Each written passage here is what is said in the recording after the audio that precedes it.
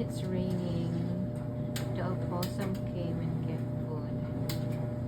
Para nga naman makakain. So sad. Parang kanina, may biglang tumakbo palayo. Pero feeling ko hindi siya opossum. Parang yung raccoon.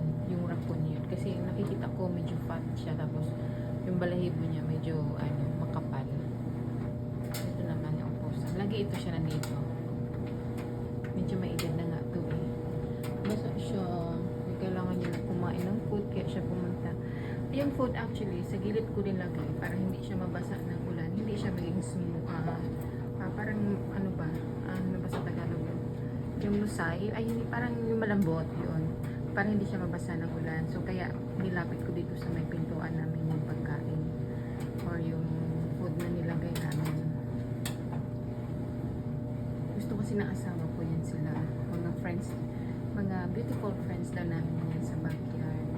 Opossum, raccoon. Minsan may pusa din siya. Wishing sana one day magkaroon ulit ng rabbit. Before kasi daw may rabbit kami. But sadly, dahil sa coyote, yun, siguro na kakain ng coyote. Yun, malis na siya. Busog na siguro siya, boys. Bye guys. Umalis na yung aking friends ngayon. Siguro busog na siya. See you next time. Like and subscribe.